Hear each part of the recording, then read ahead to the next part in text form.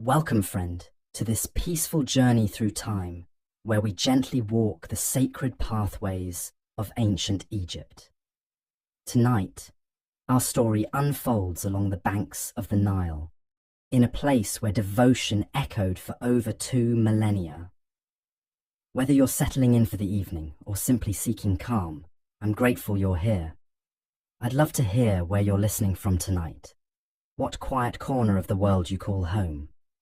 It always amazes me how ancient history can bring us together across time and distance. If this kind of gentle historical storytelling brings you peace, consider subscribing for more journeys through the ages.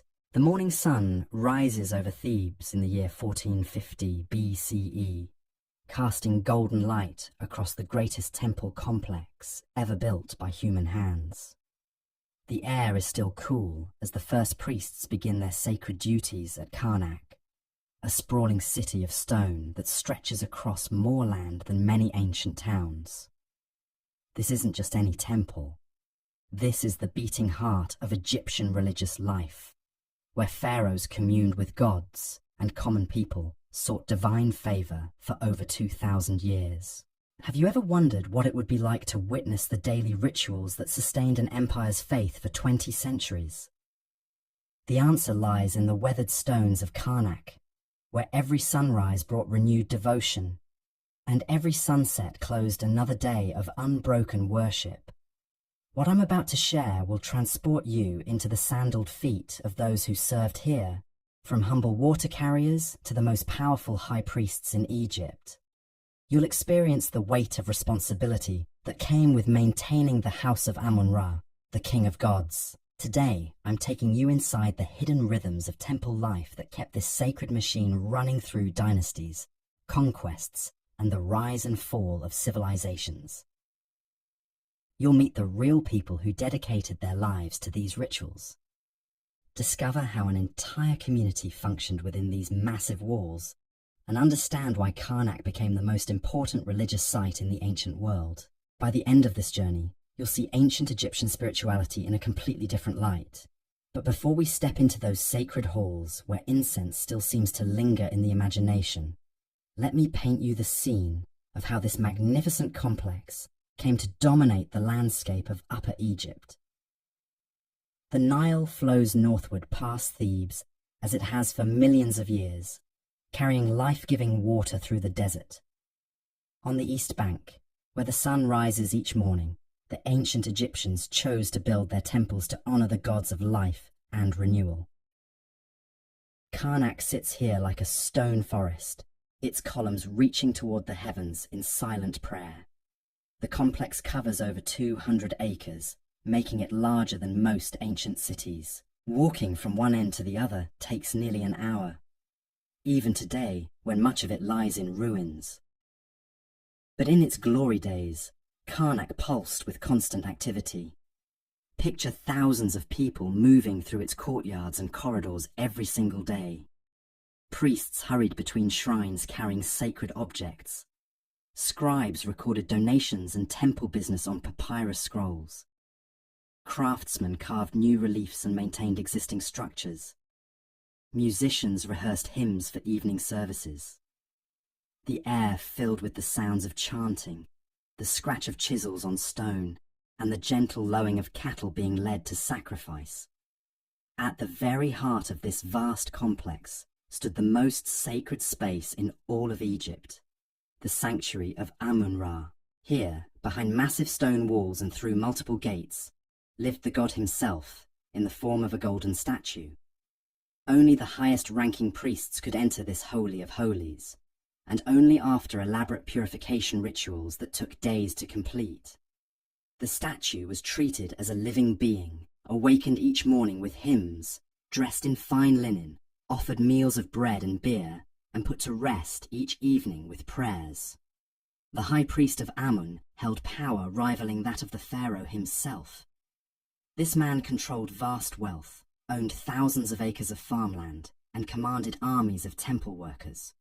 His word was law within the sacred precinct, and his blessing could make or break political careers. Each morning, He would rise before dawn in his luxurious quarters within the temple complex, bathe in sacred water from the temple's own well, and dress in pristine white linen that had never touched the ground. The ritual of awakening Amun began in absolute darkness. The high priest would light a single lamp and carry it through the silent corridors, his footsteps echoing off stone walls covered in hieroglyphic prayers. Behind him followed a procession of lesser priests, each carrying items needed for the morning service. Sacred oils, fresh bread, jars of beer, burning incense, and flowers cut from the temple gardens. The procession moved slowly, stopping at each shrine along the way to offer brief prayers to the lesser gods who served Amun. At the sanctuary door, the high priest would pause and recite the ancient formula that had opened this sacred space for over 1,000 years. The heavy wooden doors, covered in gold and precious stones, would swing open to reveal the golden statue of Amun-Ra seated on his throne. The god's eyes were inlaid with crystal and seemed to gaze directly at whoever entered his presence. His crown gleamed with precious metals and gems that caught the lamplight like captured stars. The morning ritual followed a precise pattern that had been established centuries earlier and would continue unchanged for centuries to come. First, the high priest would prostrate himself before the statue and recite the morning prayers that acknowledged Amun as the king of all gods and the creator of the universe. Then, he would approach the statue and symbolically awaken it by touching its face with a sacred wand while chanting hymns that called upon the god to inhabit his earthly form. Next came the cleansing ritual. The statue would be carefully removed from its throne and carried to a special chamber where it would be washed with sacred water and anointed with precious oils. The high priest performed this task himself, treating the golden figure with the reverence due to a living pharaoh. Every surface was cleaned and polished until it gleamed in the lamplight. The god's clothing, made from the finest linen and decorated with golden threads, would be changed daily. After the cleansing came the morning meal. Tables laden with food were brought before the statue, and the high priest would formally invite Amun to partake of the offerings. Bread baked fresh that morning, beer brewed in the temple's own brewery, cuts of beef from cattle raised on temple lands, fresh fruits and vegetables from temple gardens, and honey cakes made by the temple's skilled bakers. The god was believed to consume the spiritual essence of these offerings, leaving the physical food to be distributed among the priests and temple workers. While the high priest conducted these intimate rituals with Amun-Ra, the rest of the temple complex buzzed with activity. In the outer courtyards, dozens of lesser priests tended to the needs of smaller gods and goddesses who had their own shrines within Karnak. Each deity required daily attention, though their rituals were simpler than those performed for Amun. Offerings of bread and beer, the lighting of incense, and the recitation of prescribed prayers ensured that all the gods remained content with their earthly homes. The temple workshops operated like small factories, producing everything needed for daily rituals and special festivals. Bakeries turned out hundreds of loaves each day, not just for the gods, but for the thousands of people who lived and worked at Karnak.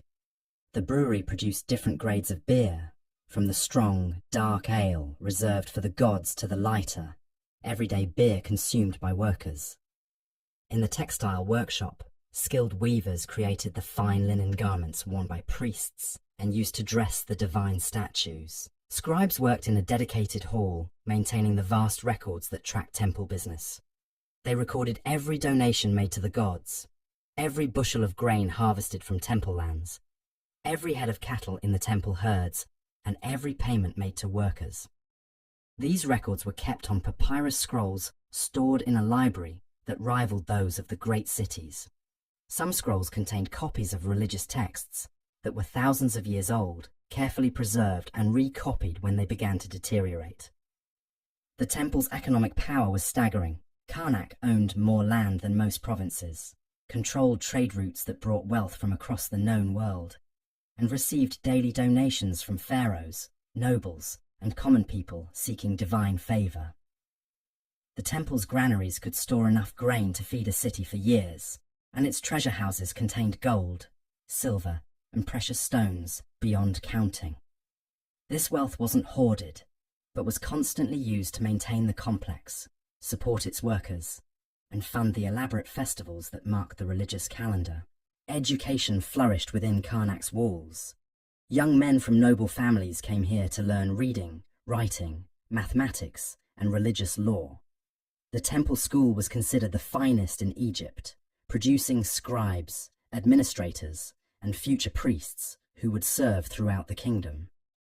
Students lived in dormitories within the complex, rising before dawn to begin their studies, and ending each day with prayers in the Great Hall.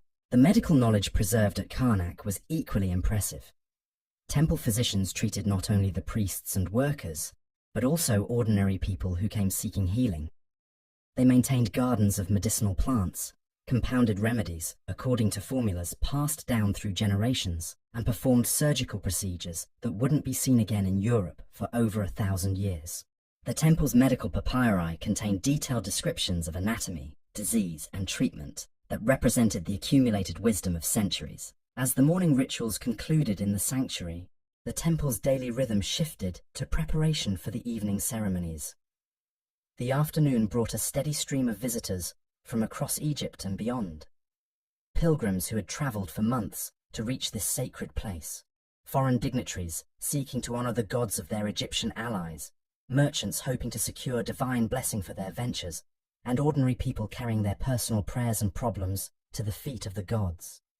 The temple guards, trained warriors selected for their loyalty and discretion, maintained order among the crowds while remaining alert for any threats to the sacred precinct. They wore distinctive uniforms that identified them as servants of Amun and carried weapons blessed by the temple priests. Their presence ensured that the complex remained a place of peace, where all could worship without fear. Musicians and singers rehearsed for the evening service, practicing hymns that had been sung at Karnak for generations.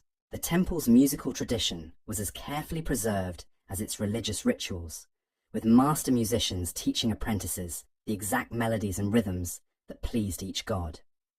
Harps, flutes, drums, and sistrums filled the air with sounds that seemed to bridge the gap between earth and heaven. The evening approached as the sun began its descent toward the western desert, and the temple prepared for the final rituals of the day. Soon, the gods would be put to rest with the same care and ceremony that had awakened them at dawn. But that is a story for the next part of our journey through the endless devotion that made Karnak the spiritual heart of ancient Egypt for over 2,000 years. Over 2,000 years. The western sky blazed with orange and gold as the evening rituals began at Karnak. The setting sun cast long shadows across the courtyards, and the temperature dropped enough to bring relief from the desert heat. This was the hour when the gods prepared for their nightly journey through the underworld, and every detail of their earthly care had to be perfect. In the sanctuary, the high priest returned to Amun-Ra for the evening service. The golden statue, which had received visitors and petitions throughout the day, now needed to be prepared for rest. The priest approached with the same reverence as the morning, but the evening rituals carried a different energy. Where the dawn ceremonies focused on awakening and renewal, the sunset prayers emphasized protection and safe passage through the dangers of night. The evening meal was presented to Amun with elaborate ceremony: roasted duck seasoned with herbs from the temple gardens, fresh fish caught that morning in the Nile, dates and figs dried to perfection, and wine from vineyards that had been producing for the gods for centuries. The high priest recited prayers asking Amun to accept these offerings and to watch over Egypt through the dark hours ahead. The gods' spiritual consumption of the meal's essence left behind food that would feed dozens of temple workers and their families. As darkness settled over the complex, torches were lit throughout the courtyards and corridors. The flickering flames created dancing shadows on the walls, covered with hieroglyphic texts that told stories of creation, divine battles, and the eternal cycle of death and rebirth. Night guards took their positions at strategic points, their presence ensuring that the sacred spaces remained protected while the gods slept. In the priests' quarters, men who had served the gods all day finally found time for their own needs. They gathered in common rooms to share meals and discuss the day's events. Younger priests listened respectfully as their elders shared wisdom gained through decades of service. Stories were passed down about miraculous events witnessed in the sanctuary, divine signs that had guided important decisions, and the proper interpretation of omens that appeared during rituals. The temple's night workers began their shifts as the priests settled into rest. Bakers started preparing bread for the next day's offerings, working by lamplight in chambers that stayed warm from the constantly burning ovens. The fermentation process for tomorrow's beer was monitored carefully, with experienced brewers checking the progress hourly. Night scribes recorded the day's events in the temple chronicles, ensuring that nothing significant was forgotten or lost to time. Security patrols walked the perimeter walls, alert for any disturbance that might threaten the peace of the sacred precinct. Wild animals sometimes ventured close to the complex, drawn by the sense of food and water. Thieves occasionally attempted to penetrate the outer defenses, hoping to steal from the treasure houses. But most nights passed quietly, with only the sound of sandaled feet on stone and the distant murmur of prayers from the sanctuary. The temple's cats, considered sacred animals under the protection of the goddess Bastet, prowled the corridors, hunting rats and mice that might contaminate the grain stores. These feline guardians were well fed and carefully tended by designated cat keepers who understood their important role in maintaining the purity of the temple's food supplies. Some cats had their own small shrines, where offerings of milk and fish were left by priests who sought their favor. Morning came too quickly for those who worked the night shift, but the eternal rhythm of temple life waited for no one. Before the first light appeared in the eastern sky, the high priest was already stirring in his quarters, preparing for another day of service to Amun-Ra. His personal servants, chosen for their discretion and loyalty, helped him with the elaborate purification rituals that preceded his entry into the sanctuary. The sacred pool where priests performed their daily ablutions reflected the stars in its still surface. Each priest immersed himself 3 times, reciting prayers that washed away not only physical impurities but spiritual contamination from contact with the ordinary world. The water came from a well deep within the temple complex, believed to tap directly into the primordial waters from which all creation emerged. As the high priest made his way through the pre-dawn darkness toward the sanctuary, he passed other priests heading to their assigned duties. The keeper of the sacred flame checked the eternal fires that burned before certain shrines, adding oil and adjusting wicks to ensure they never went out. The guardian of the sacred animals inspected the cattle, goats, and ducks that would provide offerings for the day's rituals. The master of ceremonies reviewed the schedule of special prayers and festivals that marked this particular day in the religious calendar. Inside the sanctuary, Amun-Ra waited in his golden splendor for the daily awakening. The statue's crystalline eyes seemed to watch as the high priest approached with lamp in hand, ready to begin another cycle of devotion that had continued unbroken for over 1,000 years, and would continue for 1,000 more. The morning prayers rose from the priest's lips, words so ancient that their origins were lost in the mists of time, yet still possessing the power to bridge the gap between mortal and divine. The daily awakening of Amun was witnessed by a small group of senior priests who had earned the privilege through years of faithful service. They stood in perfect silence as the high priest performed the sacred touches and recitations that called the god's spirit into his earthly form.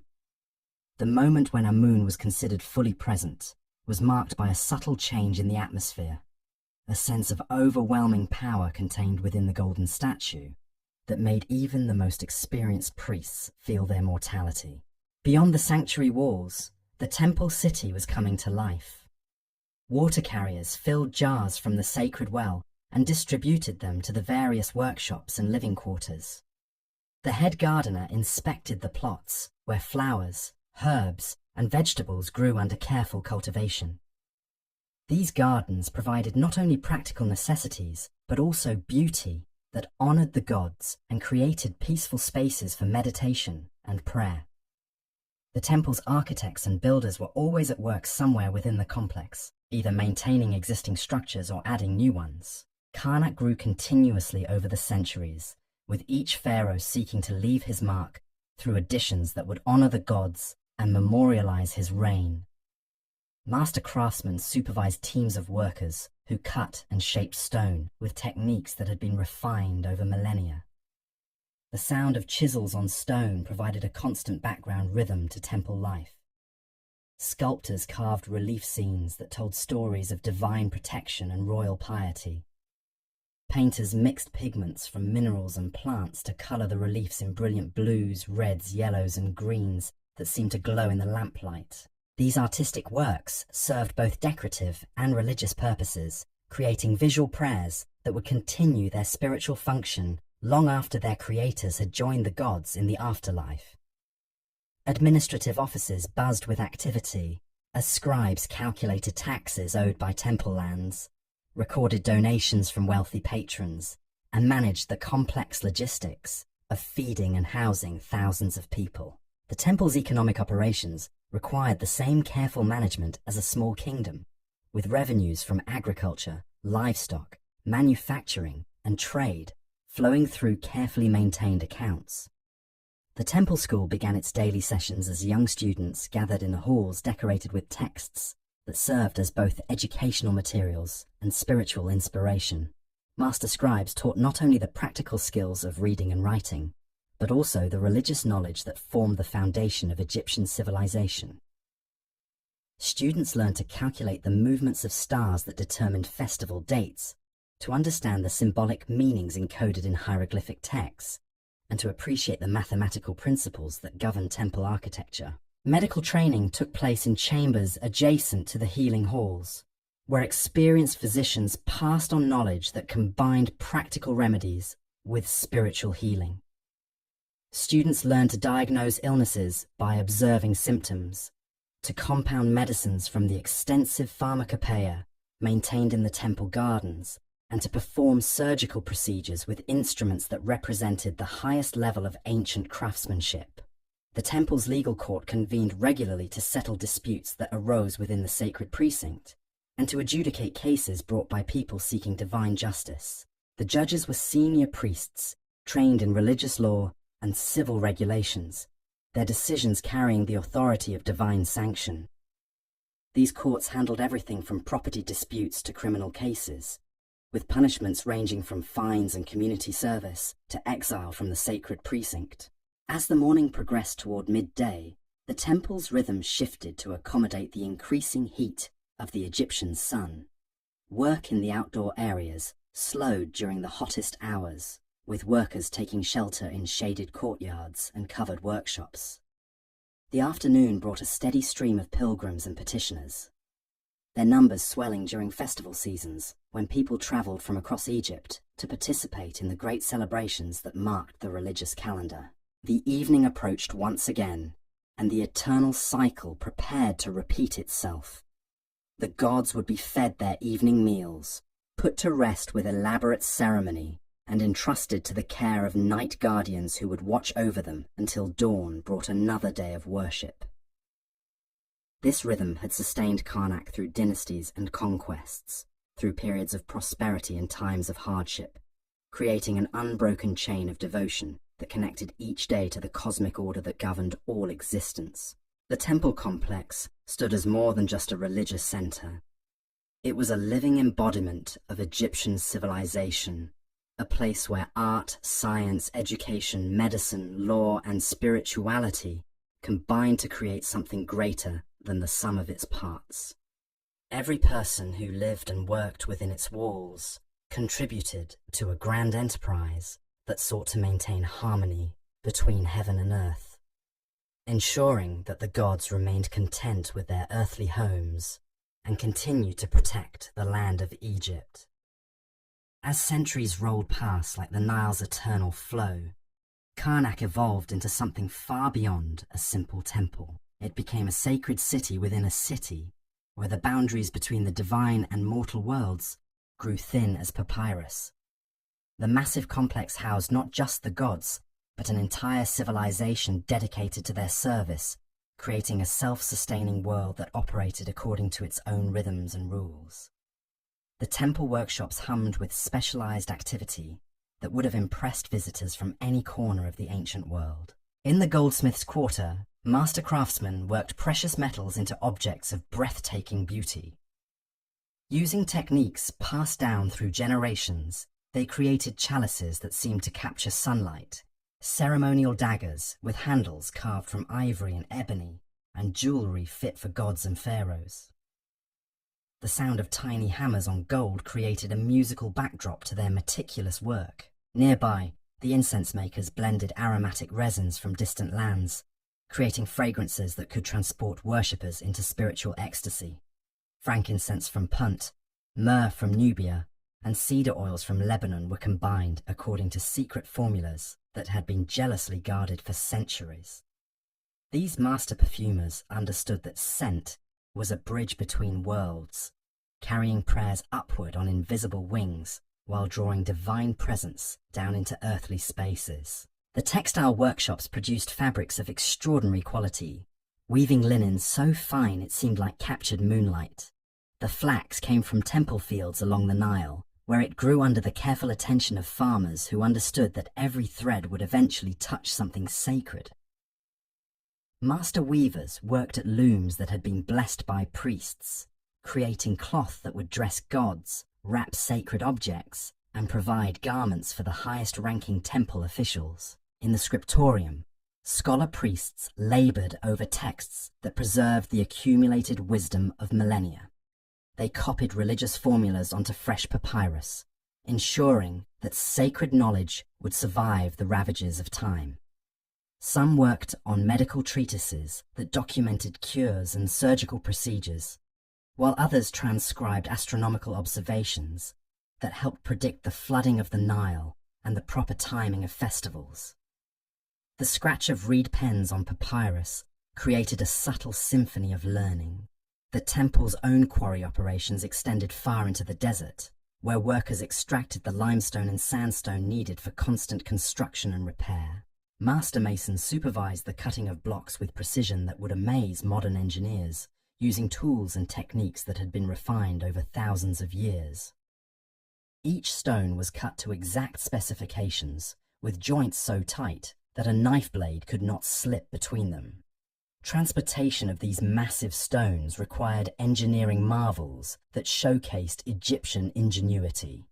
Teams of workers used wooden rollers, rope systems, and carefully constructed ramps to move blocks weighing several tons from quarries to construction sites.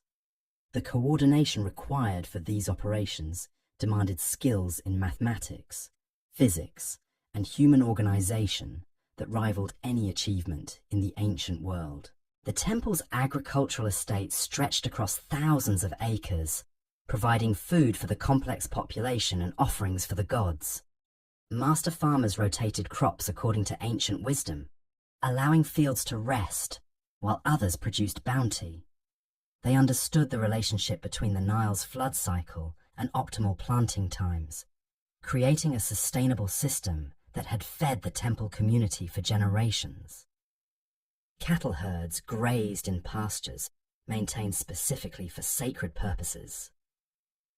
These animals lived pampered lives compared to ordinary livestock, receiving the best feed and medical care available.